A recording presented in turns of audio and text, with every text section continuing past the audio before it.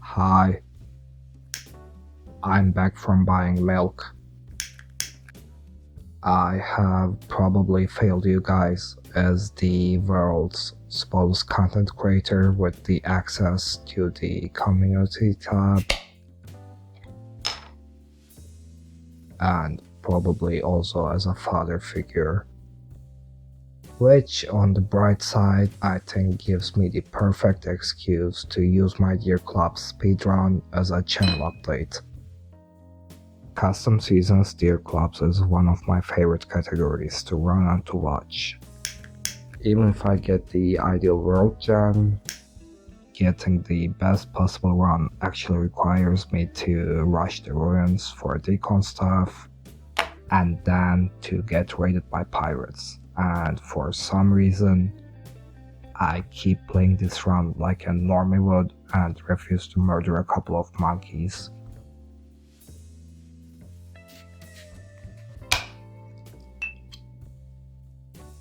I think this is the part where I'm supposed to be talking about what I'm planning on doing next with the channel.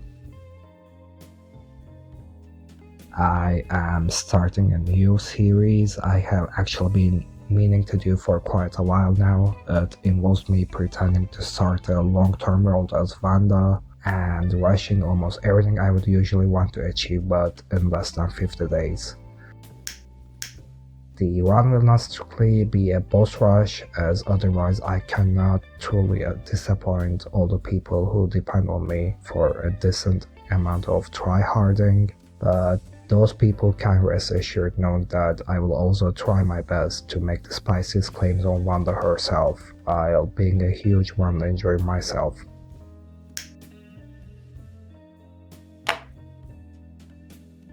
Additionally, the boss fights will have what I call the maximum action rule. Like I would call the no cheat rule, but I don't want to start a war in the comment section over the age-old discussion about the proper use of their products in a video game. The run will also have an invest in the future rule, which is just a euphemism for me not caring about min-maxing the resources, but I will still pretend as if I'll be going on with this run in the future, so I will also invest in resources I will need later on. This is just a euphemism for hoarding trash. Considering that editing each episode will take around the same amount of time as editing this video, I would say the next episode, or rather the first episode, should be up as soon as I start to regret transitioning into doing voice commentaries. So pretty soon, like 10 days, maybe. I think I can now start narrating this run. If you didn't know, you can pause the game while your character does the going into the caves animation, but I wouldn't advise doing the same for wormholes, unless you insist on wanting to see what happens. As you can see, I got an extremely good start by finding the blue mush forest on my first try, and the cave entrance I went through was near a straight-edged land, which I will be YOLOing from to find the lunar island, and I found this to be way faster than looking for pearls bottles. I will be needing an opal gem and 2 moonmouth wings to craft the lunar grimoire, which I'll be using to summon Glomer and kill it for its scoop. I have also found it to be way faster to first craft a thermal stone and then explore the caves instead of trying not to freeze to death while exploring the archives. The second cave entrance by the blue mush forest actually led me to the picking forest. This biome is extremely good to find early on because now I can start committing the crime of wasting pamphlet uses on killing birds much earlier. This biome also has the easiest black market in the entire gaming industry, and I need the cash. I fucking love this dude. And here is my monthly reminder that health is an overrated resource, at least in terms of survival.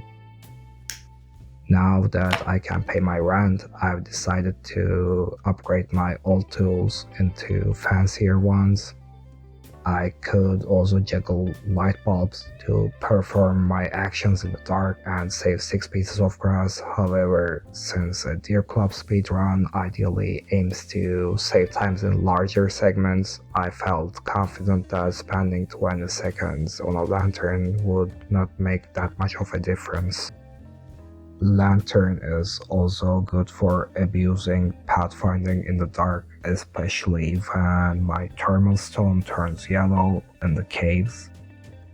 After gathering the last batch of basic resources, I head back to the caves and start throwing the run as always.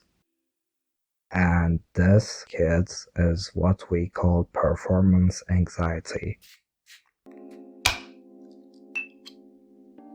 Would it be wrong to not give someone's cat back even if the cat has been staying for the last 6 months or so with us, and if the cat has huge separation issues and I have huge separation issues, then wouldn't it be bad for the cat to give him back?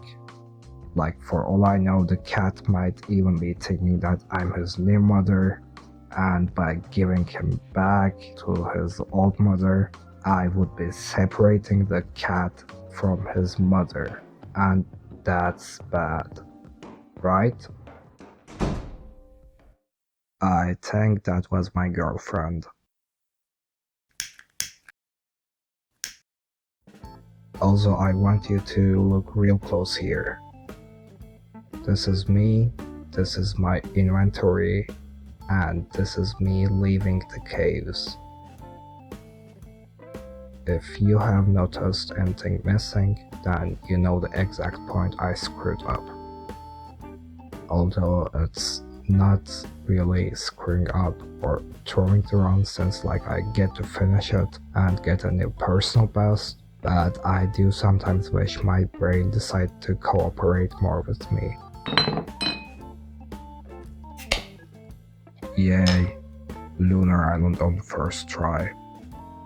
My biggest issue with the Lunar Island is that whenever I willingly destroy something there, it feels as if I'm committing a war crime or something.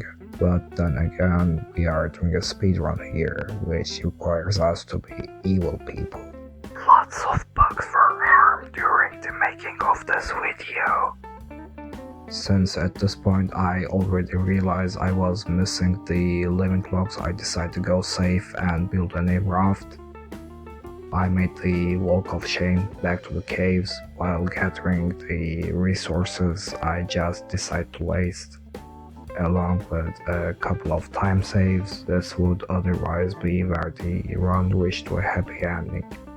But this is the sad ending, so you all get to watch me struggle to find 2 mush gnomes. Let's cue in the music for the gnoming montage.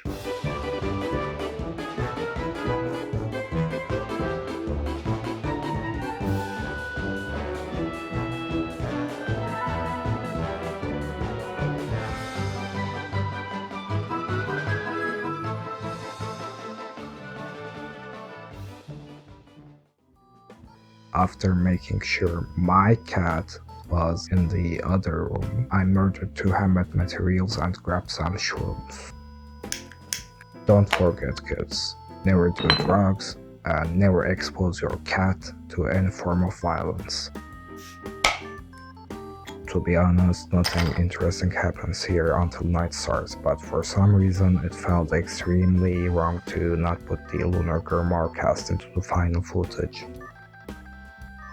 Someone in the comments could go, "Daddy, why didn't Santa come visit me this year?" Or maybe "Daddy, why is the full moon staring at me like that?" And I would have no fucking excuses. But at least now the fun part starts. First I killed Glamour, and that's pretty much the only thing I will be able to pull off. Using the group, I decided to go with the worst way to celebrate New Year's Eve: unregulated explosives.